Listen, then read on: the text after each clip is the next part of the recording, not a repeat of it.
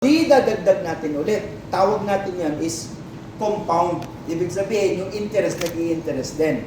O ngayon, ano nga yung formula? Kasi dapat memorize niyo yung formula. Madali lang i-memorize yung formula, di ba? Sa number 72, hindi nagbabago yun, ha? I-divide kung magkano ang tubo ng pera. For example, yung tubo ng pera mo ay ordinary deposit lang. Magkano yung tubo ng pera ngayon kapag nag-deposit ka ng ordinary sa mga bangko? Ha? Yung huwag na digital, kasi digital, ngayon, medyo mahal yun. Yung ordinary lang, kasi gusto mo yung iyong bangko ay yung malaking malaki. Anong tawag natin sa mga bangko na yon? Ha? Yun yung mga hindi lang commercial bank ang tawag natin, universal bank ang tawag. Magkano ang interest? 1%. Hindi alam kung magkano yun kapag nangutang ka, magkano interest? Kapag nangutang, magkano interest?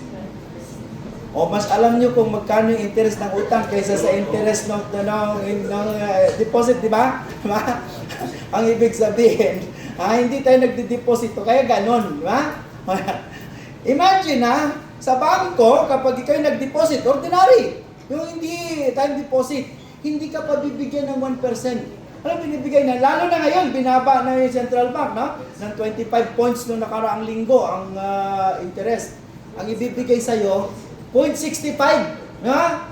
Kapag binigyan nga 0.75 ng BDO, masaya ka na nun. Kasi at the end of the year, pwede kang kumuha ng payong. Di ba? Libre yung payong. Hindi mo na kailangan bumili ng Rolls Royce para lang dun sa payong. Sa BDO, kapag kayo may deposit, pag pumunta ka doon, may payong ka. Di ba? O ngayon, sabihin na natin ng 1% ang ibibigay. Ibig sabihin, malakas ka na sa bangko noon. 1% ang ibibigay sa iyo ng bangko. Di ba? O ngayon, sabi natin, para malaman kung kailan madudoble yung iyong deposit sa bangko, ano nga yung formula? 72 divided by the interest, di ba? Magkano yung interest? Sabi kong ibibigay ng BDO sa iyo? 1, di ba? Okay, 72 divided by 1. O baka kailangan i-calculator mo pa yun. O 72 divided by 1? Iba-iba yung answer eh. O ulitin ko. 72 divided by 1? 72. Ano ibig sabihin nun? Na doon pala sa bangko, kapag kayo nag-deposito ng 10,000, kailan siya maging 20,000? Ilang taon? 72 years. Naintindihan ba natin yun? Na sa bangko at 1% per annum compounded annually, you are going to double your investment o kaya naman deposit after 72 years. Kaya kapag nagsiseminar dati, tanong ko, kung ikaw nagdeposito sa bangko, madodoble ba yung pera mo? Di ba? Hindi. Bakit? Yung mga nagdeposito, hindi na nila naabutan na nagdoble yung pera nila doon. Di ba? Pero kung alam mo yung formula, alam mo kung kailan madodoble. Di ba? Imagine kung 60 na ako ngayon, at ngayon pa lang ako nagdeposito. Anong age ko pagkatapos ng 72 years? Ha? Ilan? 60 plus 72? 132? Di ba? O talaga naman, di ba? O pagkawalan ng pag-birthday ko ng 132, di ba? Hindi, tuwang-tuwa na ako, nagdoble na yung pera ko, di ba? So, ano ngayon? Jump ka na ngayon sa iyong kasiyahan kasi nadoble na, di ba? Eh talaga naman, nalulukso-lukso ka na dahil spirit ka na nun, di ba? Kung hindi ka spirit, multo ka na talaga nun, di ba? O ngayon, sabi ng IMG, di ba? You are going to hold your money kasi kung sino man ang may hawak ng pera mo, sa kanya yun. Kaya huwag mong ibigay. Pwede pala tayo mag-invest sa mutual fund, di ba? O may mga mutual fund na ang interest 4% per annum compounded annually. May mga mutual fund na nag-i-earn ng 8% per annum compounded annually. May mga mutual fund na nag-i-earn ng 12% per annum compounded annually. Or kahit nasa stocks din, pwede din natin yung gawin, di ba? Sinong may control nun? Ikaw.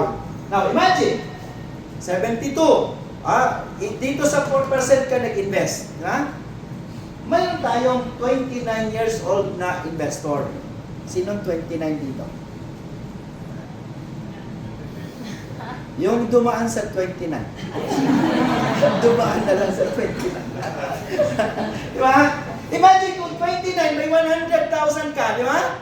At dahil it's earning 4% per annum compounded annually, sabi mo, 72 divided by 4, anong answer? 18.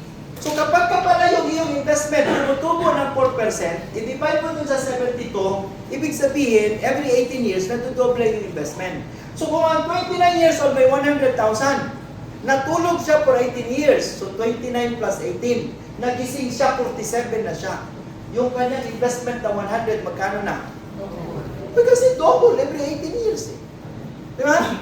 O di 47, 200 na. Natuwa na siya. Natulog ulit siya, 18 years. Paggising niya, 65 na siya. Magkano na yung kanyang investment? 400,000. So yung 100 pala, pwede kong gawin 400,000 na wala akong ginagawa. Di ba? Sino nagtrabaho para maging yung 100, maging 400,000? Ikaw o yung pera? Kaya nga sabi ko natulog eh. Di ba? Para, baka mamaya, hindi. Nag-overtime yun, sir. Di ba? Nag-overtime yun. Natulog siya. Kaya yung pera, nagtrabaho. Di ba? Yung 100, ginawa niyang 400,000. So yung pera pala, pag pinabayaan mo lang siya sa tama na investment, tumutubo ba siya? Naghahanap ba ng pera o earning ba ng pera yung pera din? Di ba? Now, okay na ba sa iyo yung 4% per annum compounded annually? Kanina, yung sa bangko, okay na sa inyo, 72 di ba? O ngayon, ayaw mo na, ha? Greedy ka na kasi. O wag na natin gawing 8, gawin na natin 12 para mas mabilis, di ba? So dahil 12% na ang tubo ng pera mo, 72 divided by 12, ano answer? 6. Double your money every 6 years. Mas okay ba yan sa double your money every 18? Yes. O di okay na, di ba? So the same investor, may 100,000 siya, pero 29 ang age niya. So after 6 years na tulog, pag-gising niya 35, may 200 na. After 6 years ulit, pagdating niya ng 41, 400 niya. Double 400, 800 niya pag 47 niya, kasi every 6 years eh. Ma, pagdating niya ng 53, 1.6 na. O 1.6 i-double mo ngayon, 3.2 na, 59. Pagdating niya ng 65, magkano na yung pera niya? Double 3.2. Ha? Magkano na? 6.4. Ha? 6.4! Question, naniniwala ba kayo na mula sa 100, pwede natin gawing 6.4 yun? In 36 years? Ha? Diba? Magkano yung 12%? Sasabihin nyo, Tito Joey, 12%? Saan ako kukuha ng ganyang rate? Diba? Ulit, magkano nga yung tubo pag nangutang kayo? Ha? Magkano yung tubo pag nangutang? 10% per month? 20? Diba? Ang ibig sabihin, itong 12% mababa pa ito doon sa pinapautang sa atin. Diba? Kaya huwag niyo kung hanapan ng 12 kasi you can find it. Utang pa lang nga yun eh. Diba? Ang ibig sabihin, kung 100, pwede kong gawing 6.4. Now, kung gaano katagal ka na dito sa Saudi Arabia, tapos every year nagbabakasyon ka, ilang 100,000 ang inuubos mo? Ilang 100,000 ang inuubos mo? Naintindihan natin? So paano kaya yaman, ganong yung pera, binibigay mo sa iba? Kapag 100,000 dinala mo sa Pilipinas, tapos binigay mo kay SM, binibigay mo sa Vikings, di ba? O kaya naman sa Tom Yum, di ba? Tapos kanino po ba ibibigay? Yung pera nandoon na sa kanila. Anong meron ka? Noodles, ha? Noodles yung naiwan sa'yo. Now, yung noodles pa, kikita ng pera? Pero yung perang binigay mo sa kanila, tumubo na. Di ba? Kaya sabi natin, dapat you hold your money and you invest it. Kasi kung binili mo ng sale na t-shirt ngayon yon, after 36 years, yung t-shirt mo, tawag nun, basahan na. Di ba? Pero yung pera na binigay mo doon sa nagbenta noon, ginawa na nila na mas malaki pa sa 6.4. Naintindihan natin? So hindi mo na kailangang mag business na kung ano-anong business pa dyan.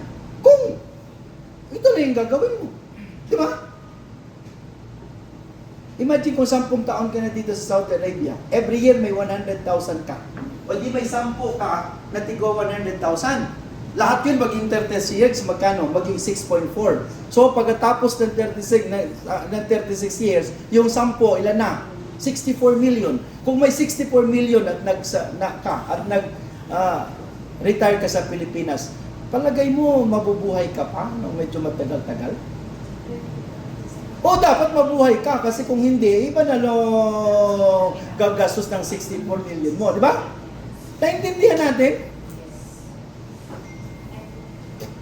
Pero bakit hindi natin ginawa yun? Bakit kapag nakakita tayo ng 100,000, i-blow out mo yung iyong mga kaklase nung kayo'y kinder, di ba? Tapos magkikita kayo ng mga kaklase mo noong elementary, di ba? Tapos nung college, di ba?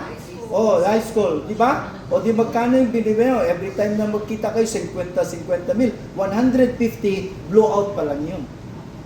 Naintindihan? Ang sinasabi ko lang naman is that huwag naman natin, pero kung maaga pa natin yung ginawa, o di, dapat yung interest nitong pera, pwede na natin yung gastusin. Sabi ko na nga ba yung si Tutiroli, kasi mayaman naman kasi yan, kaya ang investment ka dapat 100,000, di ba? Kaya hindi ka na mag-a-attend sa susunod na imbitahan ka, di ba? Kasi kailangan ng 100,000 eh. Now, question. Pwede ka bang mag-save ng 33 pesos a day? Pwede kang mag-save ng 33 pesos a day? Yes. Kaya? Yes. So kung mag-save ka ng 33 pesos a day, in 30 days, magkano yun? 1,000. So pag nag-invest tayo ng 1,000 in a mutual fund, earning a 12% per annum compounded annually, in 30 years, ang 1,000 na yun magiging 3.5. Magkano lang ang i-invest natin sa isang araw? 33 pesos. Uuwi pa din tayo kapag ka nag-stay tayo dito sa Saudi Arabia na 3.5 sarili mong pera yun. Naintindihan ninyo? Magkano sa real ang 33 pesos? Ha? Naintindihan nyo kung gaano kaliit yan?